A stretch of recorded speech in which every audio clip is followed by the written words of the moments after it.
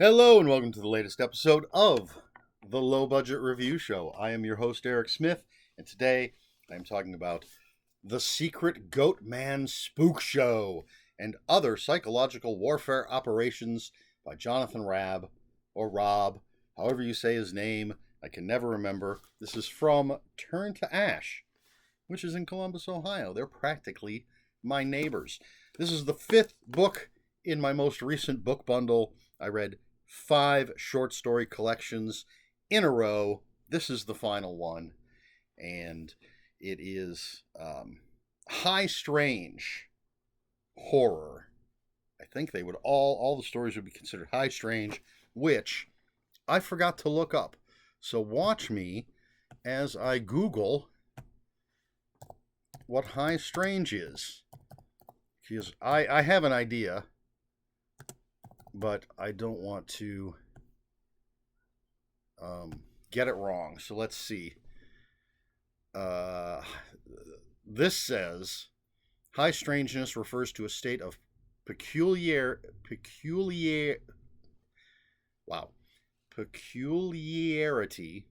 bizarreness, or unusualness that is often associated with a sense of absurdity or mystery.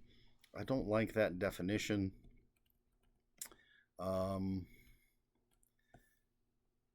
What does this say?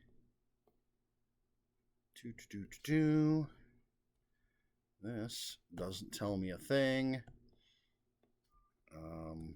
Let's try this.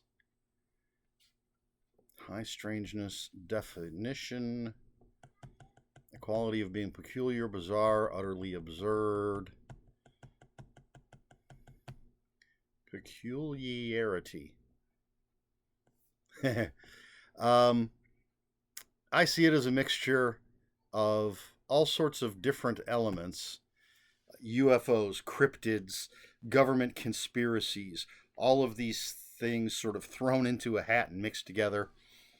And so that's what we have here in these stories. Not all of them have all of those elements, and some of them might have slight variants of those elements. I'm going to get into the stories and everything, but for the too long didn't watch folks, I gave this 5 out of 5 stars. I absolutely loved it. I might be a little bit biased because apparently I'm a big fan of High Strangeness. I'm absolutely a big fan of Jonathan Rob, however. And I've mentioned this before. Like every time I review one of his books, I interviewed the man and asked him how to pronounce it, and I still can't remember. So yes, 5 out of 5. Just a fantastic collection. I just loved every story in here. And so, overview, Jonathan Raab, that's what I'm going with. Fantastic writer with as far as I can tell, I'm no expert, but a wonderful grasp on the subject. He gives us interesting characters and very, very bizarre situations, things happening, but it's all within like the real world, which is what makes it so strange and so creepy and so terrifying. And there are story notes after each story. I didn't have to flip back and forth like some authors make me do, which I always appreciate a good story note. But so incredibly well written stories and very effective, in my opinion, in doing what I believe the author wants them to do. But what we have a couple of anti-introductions. I'm not going to go into those, but they're very weird. So the first story is Hunting Them Hills with Joel and Big Howie. And this is actually the first thing that I had ever read by Jonathan Raab, because it is in Dark Moon Digest magazine, which was published by Perpetual Movement Motion Machine, PMMP, which is now Ghoulish. It's Max Booth III and Laurie Michelle. Dark Moon Digest is now Ghoulish Magazine. But I had heard an interview with Jonathan on the Ghoulish podcast with Max Booth III, and so picked up that particular issue of Dark Moon Digest that had this story in it, and it's the titular characters, Joel and Big Howie, have a cable access hunting show, and so we're watching the episodes, and they progressively get weirder and weirder. It's found footage, kind of, and the first episode seems relatively normal, and then we start getting like weird static bursts and weird images and weird edits and weird dialogue, and it just gets weirder and weirder. But it's really effective. One would think that reading something that's found footage wouldn't have the same impact, but I think, at least the way Jonathan Raab writes it, it absolutely does. The second story is called Core Rules. Corerules. Core Rules. And this is one of my favorites in the collection. It is essentially the core rules for a game called Realms of the Unclean, the survival horror role-playing game. So it's the rule book that the game master would read, or in this case they're called the Unclean, and it is set up like a dungeon master guide for Dungeons and Dragons. There are tables and charts, but there's something just a little bit off about things. There are words and sentences, partial sentences, that are crossed out because of essentially what they say. But just for example, Table 1, Common Sins and Penalties. You can see there's the table there. And it's it starts out fun. The first sin listed. Attempt to rush or pressure the Unclean One, that's the game master, to make excuse me. Attempt to rush or pressure the Unclean One to make a favorable rules decision.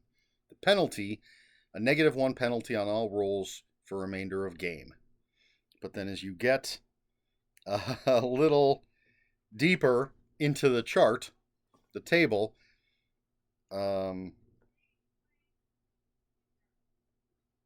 lie to your loved ones is one of the sins, and the penalty is remain awash in secret guilt. And the final thing in the table, I'm not spoiling anything, I don't think. Read the core rules is the sin. The penalty, become the Unclean One. But it tells you how to create your character, how to create scenarios for the game. And as a fan of role-playing games who doesn't play them nearly enough, or at all at this point, unfortunately, I really, really liked how very much like a Dungeon Master's Guide it is, but with that Jonathan Raab twist. And I think you can enjoy this perfectly well if you've never read anything like a Dungeon Master's Guide or anything like that, or if you've never played a role-playing game. It's all laid out for you, but if you are at all familiar with this stuff, I think you're going to enjoy it as much as I did. And Jonathan Raab has gone on to make a role-playing game. But let's move on. This review is going to be lengthy if I keep it up at this pace.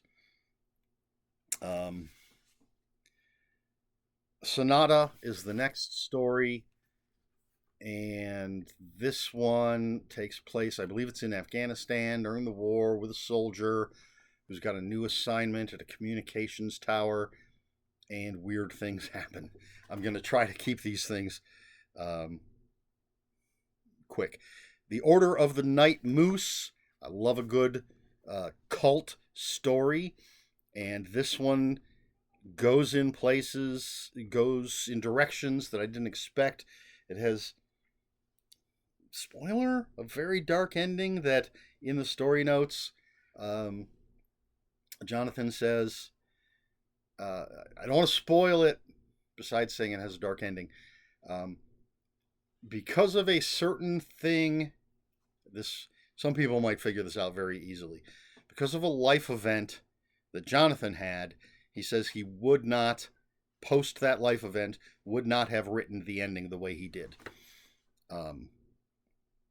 Name brand cough syrup is a bit of an intermission. There's no story notes or anything. It's one page, and it's just sort of this thing about who can and can't sell name brand cough syrup, and it's very weird. Excuse me. To oppose evil is to live, a brief oral history of Behold the Undead of Dracula, the video game. So Behold the Undead of Dracula, something that pops up from time to time in Jonathan Raab's stuff. It is the title of an anthology that he edited. It is, well, we'll get into the first time it was ever mentioned.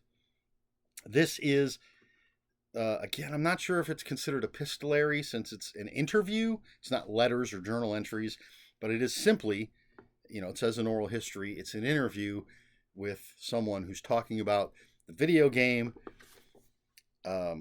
Behold the Undead of Dracula, which is based on a movie called Behold the Undead of Dracula, and the weird stuff that surrounds it, and it's really, really cool.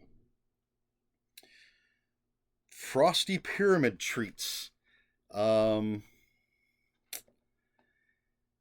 was the deal with Frosty Pyramid Treats? It was, yes, government experiments. That's all I'm going to say about that one. Dr. Coagulant's Splatter Lab is very much has the feel, for me, of a side-scroller video game. And I think in the story notes he mentions Castlevania as one of the... nope, that is the wrong story. Story notes. Splatterhouse, that's the video game he mentions. I remember Splatterhouse. I played it on my phone, my flip phone.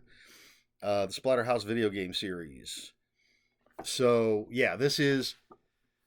has that feel because the main character has a sentient chainsaw, and he's fighting. He's trying to save Claire, who has been kidnapped by Dr. Coagulant, and he's going through basically levels. And if he dies, he comes back to life and does it again. But there's some twists and turns in it. And a lot of fun. Another one of my favorites in the collection. It did remind me of the comic book Barbaric, in that the main character in Barbaric has a sentient battle axe that's lusts for blood, gets its power and its life from the blood of its enemies, and this chainsaw gets its energy from draining its victims as well. But Dr. Coagulant's Splatter Lab, great, great, great. A Face in a Cardboard Box. Oh, this... Hopefully this isn't a spoiler, because it's not going to tell you exactly what goes on in the story, but it was inspired by the Clown Panic from several years ago, if people remember that. That's all I'm going to say about that one. Apartment for Rent is another little intermission. There's no story notes. It's just like a notice for an apartment for rent with some very odd requirements. Then we have The Secret Goatman Spookshow. This is another sort of found footage-ish thing where people are taping this. It's on VHS, watching this on VHS from different sources. The main character is a film student who's been trying to make a documentary about the homelessness problem, the unhoused people problem, but he becomes obsessed with these videos of the Secret Goatman Spookshow, which are very bizarre, very high, strange stuff going on. And this is the story where Behold the Undead of Dracula is first mentioned. And Jonathan Raab talks about that, and the fact that I think it's in the earlier story notes that he says there is no story at least at the point that this book came out, there is no story called "Behold the Undead of Dracula." There's no novelization of the movie. There's no short story, that maybe the movie was based on. But the Secret Goatman Spook Show, definitely the first place where Behold the Undead Dracula is ever mentioned. At the dark edge of a Walmart parking lot is a very quick, weird one that has some elements that are found in some of the other stories, similar themes. It's a woman who starts seeing what she's calling the night trucks and what happens. Midnight Mass. All right, this, for some reason... Yeah, I thought so. This is another, what I'm calling the intermissions, because it's just one page, no story notes or anything. And I really can't say anything about it without spoiling it, but it's a nice, impactful little piece. A Capable Man is about this young man looking for a job. He lives in this very odd little town that we get this sense of what this town is in the story, but these outsiders come in and they refurbish this area, and he has a job interview, and it's very strange, and some of it reminded me of some of the things that Bentley Little does in having these, it's just a job interview, but it's a very, very abnormal job interview. And I could easily see it being something in a Bentley Little novel as well. It goes beyond that. But another really great story. Excuse me. Pause for Station Identification is it the one that I think it is? No. Because that's the next one. Pause for Station Identification is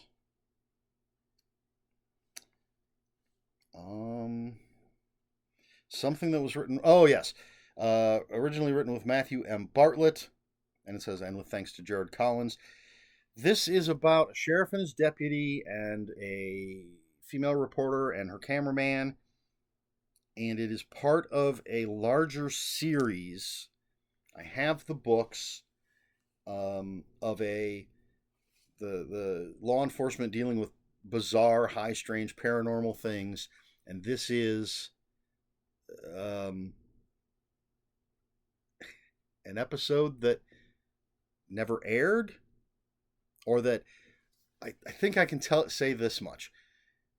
The sheriff records every episode as it airs, and the episode that we are dealing with in this story only appears to have only shown on the sheriff's TV. Everybody else in the world, I don't know how far the show goes, got a rerun. This episode, only the sheriff got, and it's not something they remember ever having done. Hopefully that doesn't give too much away. Observer Experiencer. This is about a former soldier who gets this top secret job in a place that has lots of high strange going on, and it includes taking shifts, sitting at a phone, making calls. I think they're not supposed to answer the phone if it rings. They're supposed to make calls, and then there's a checklist of the things that, or maybe they do answer the phone. There's a checklist of things. They're supposed to keep track of what the people on the other side of the phone are saying. They're not supposed to interact with them in any way. It's all very bizarre, very high strange. Some very bizarre things happen. All sorts of crazy, bizarre, high strange things happen. Great, great story. The next one is Disinformation, and I do not recall off the top of my head.